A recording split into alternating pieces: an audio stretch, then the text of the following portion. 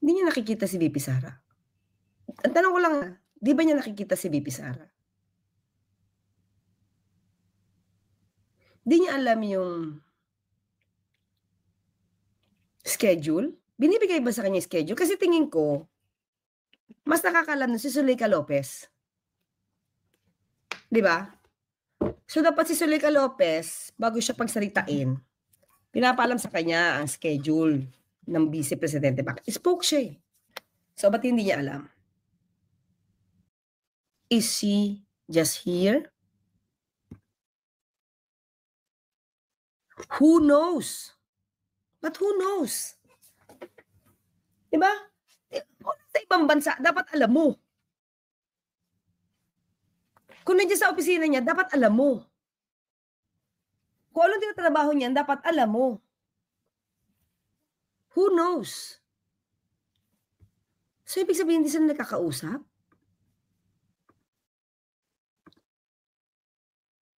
She, Kenji, okay, she just can be, naman, she can just be in her office? Ulit,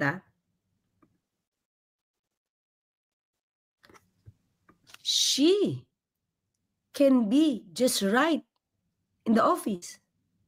She can be.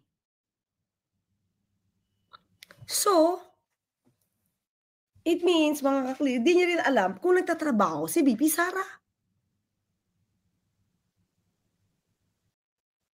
'Di ba?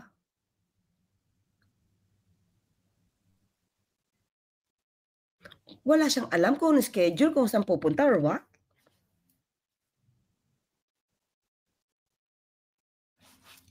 Malabo yun.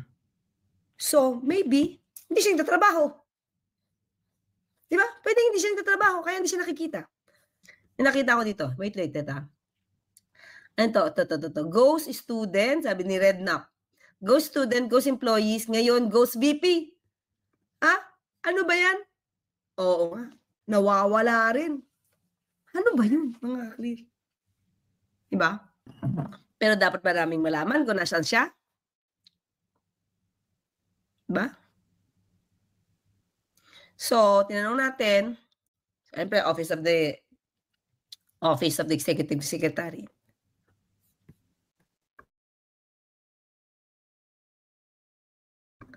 Kung ng ibang bansa ba?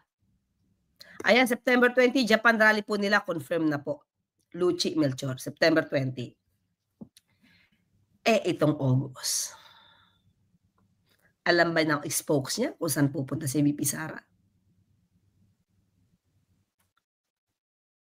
'Di ba? Hindi siya nagtatrabaho na. July 5 to 28, wala siya sa Pilipinas. Confirmed 'yon. Kasi wala siya talaga. Alam naman natin kung nasaan siya, saka nasa travel authority niya 'yon. Itong August, saan siya? Baka kaya naman hindi nagpapakita, baka naman naghahanda sa another world tour. May ginagawang plano si Sara, sabi ni MBV Place, 'di ba? Saan kaya ang punta niya? Bakit gano'n, 'di ba? Ba't gano'n ang maganda kasi 'tong reaction ni ulitin natin, wait, tingnan niyo. Ulitin natin, ito. Ba't hindi mo masagot? Say namin saan po si VP ngayon, ma'am. Tas Okay. kamusta po siya? Sige, we'll get back to you on that. Tingin ko yung nagtanong, may alam. Normally, hindi naman sasabihin nasaan po si VP Sara. It's not a usual question. Hindi siya typical question. Nasaan po si VP Sara ngayon? 'Di ba? Iba? At tinanong kay Spokes, si Spokes wala ba talagang alam? May tinatago ba siya?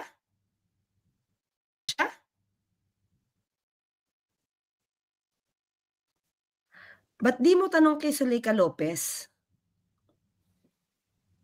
kung saan papunta si VP Sara. Saan ba siya ulit magbabiyahe? Anong plano? You ask sana Zuleika Lopez.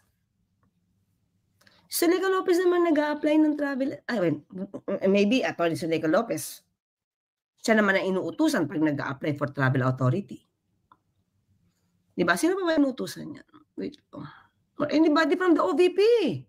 Spokes ka naman eh. Confidential trip ba yan? Pwede. Confidential ang trip. Sino Kansaki. Di ba? Mga ka-clear.